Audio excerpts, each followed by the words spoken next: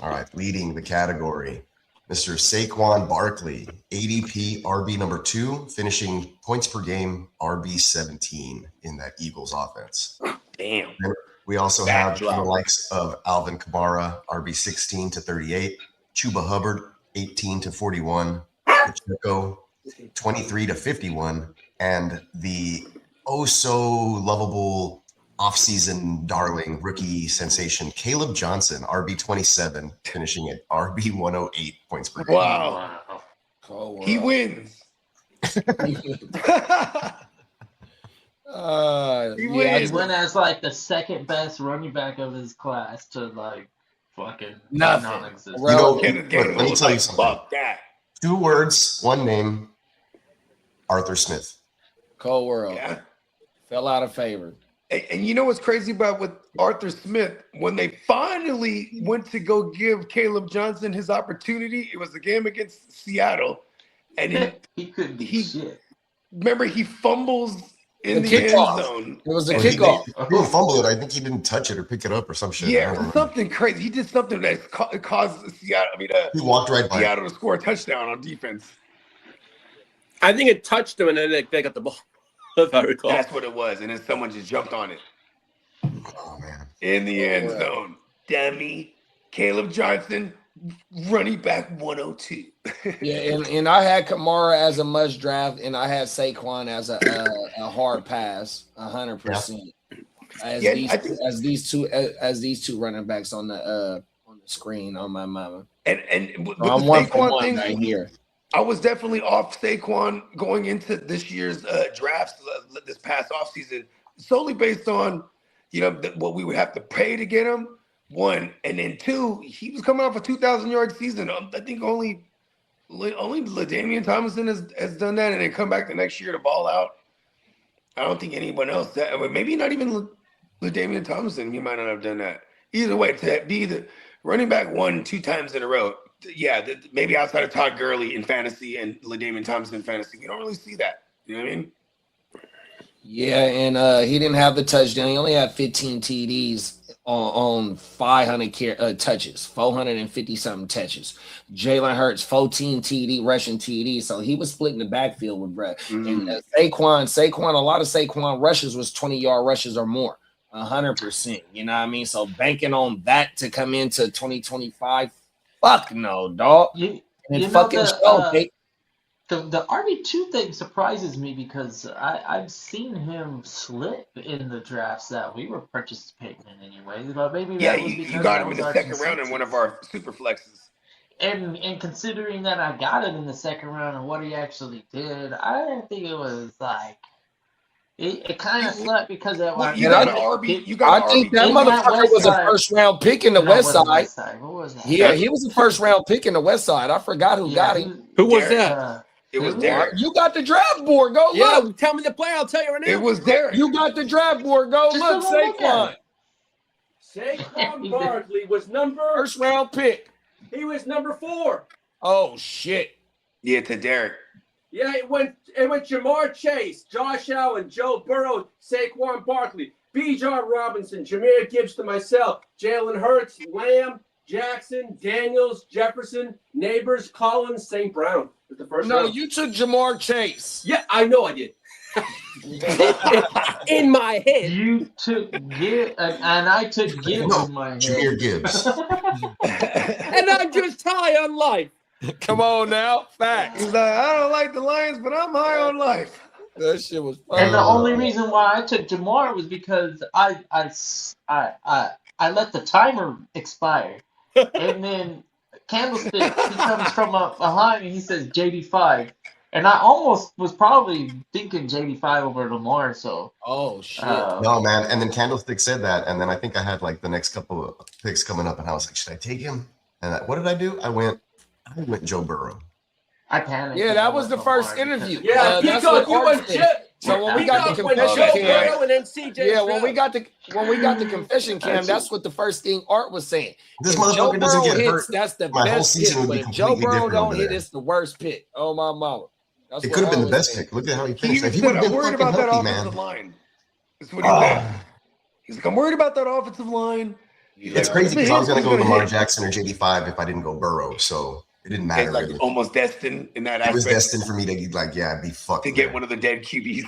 Yeah, but you were still in contention for like this first 8 weeks, though, right? Yeah, I was. Yeah, Buka was fucking killing it for a good while, and then I traded for Keenan Allen, and then both of those guys just died right before the playoff push. Oh, world. That's what happened. I know.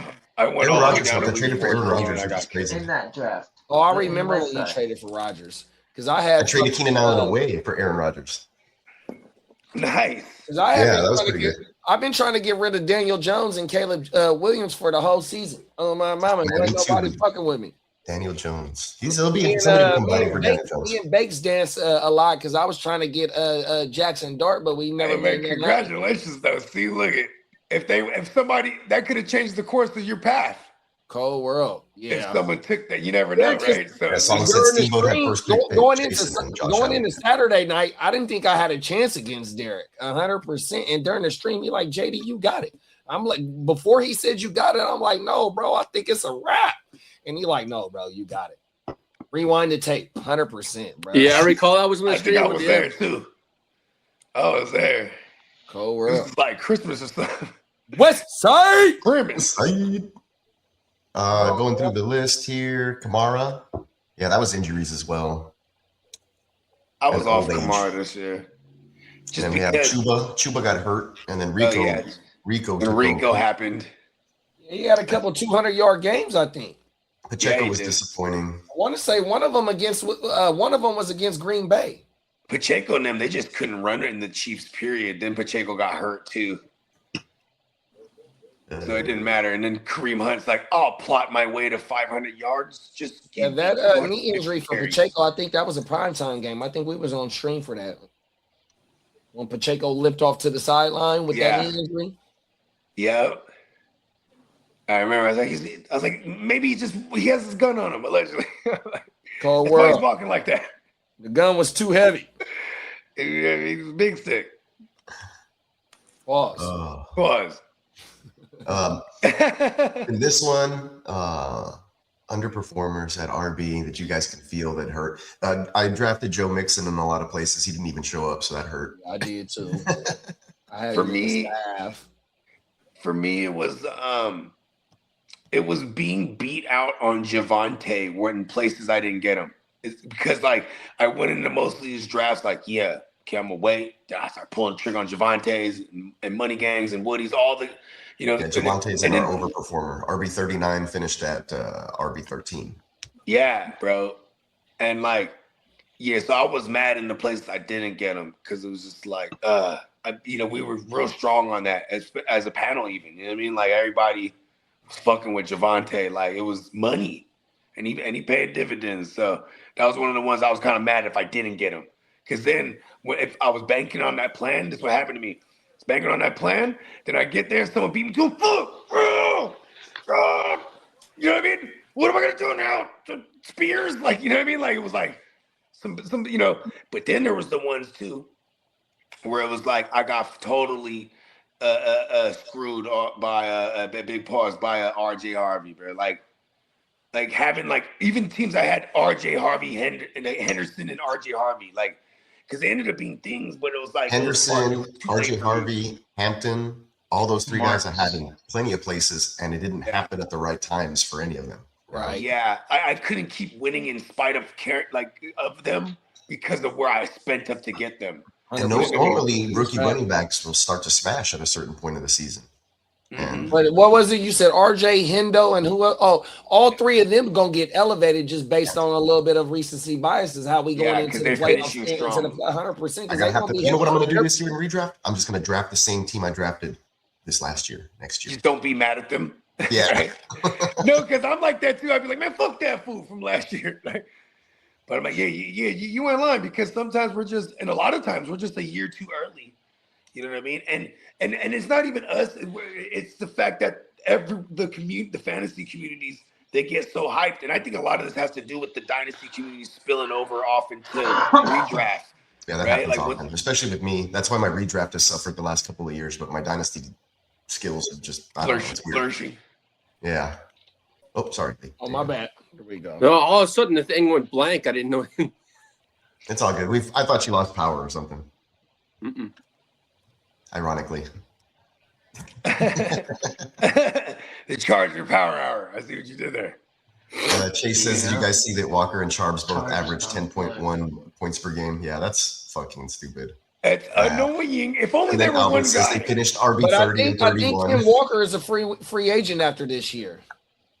But you know, for wow. Seattle, this is what they want. That way you're guessing. Like you can't, Let me you know, look like, at oh, what are Ken they going to Walker's do with these guys? contract. All of a sudden, Kenneth Walker catches a touchdown pass and Charbonnet runs one in. You know, stuff like that on a defense is kind of stressful. You're like, what are they doing? You don't know. And then Darnold's play actioning into a nice clean pocket, and then he has time to find JSN on his third move on the DB downfield or something. I know. It's like you got one guy to take care of. How does he just always do this? Because of the time in the pocket, the play design That sometimes. is true. Well, I'm talking about for JSN's part, where he's just like double and triple moving foods until he's open, and Darnold's like, Yeah, oh, they're there like, he go is. ahead and run the double move every, 3 out of every 5 routes because he's going to have time to hit you. You ain't lying. That is okay. That's what you're saying. Yeah, the fact that he has time in the pocket, he's able to Right. Because you're worried because you get both running backs in there. The defense doesn't know what's happening. Sometimes they pass it to him quick. They run it with a guy you don't think they're going to run it with on an obvious passing situation. It's like 3rd and 7 and they run it or something like that. Catches the defense completely off guard. Yeah, like, everybody that's the got their receiving back running turned. back. And they do that all the time. And it just kind of Yeah, puts extra stress on the defense. he's a UFA in 2026.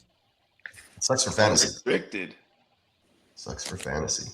I could totally see him coming to the Niners next year, being like better, or other Brian Robinson. Cold world.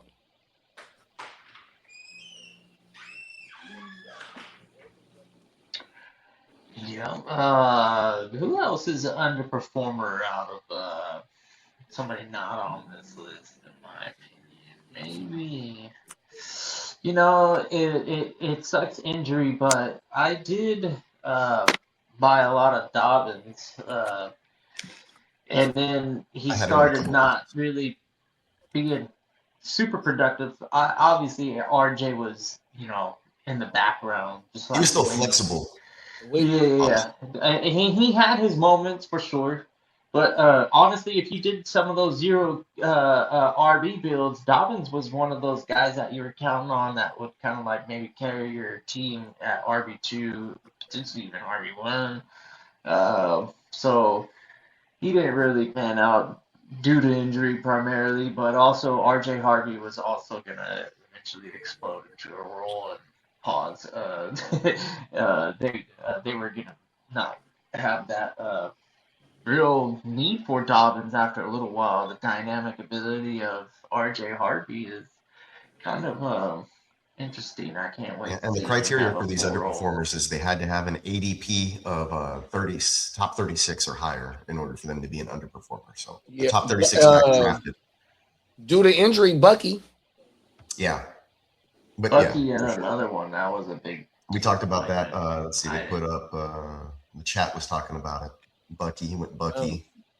A lot of people, Derek especially, was like, Bucky should be on this Man, list. I'm surprised J.K. Dobbins was RB 36 or higher or something in the ADP.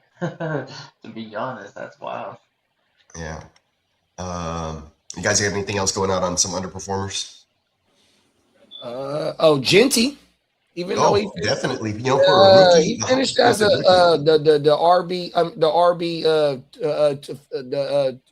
RB 13, the highest RB2, but it was just in spurts.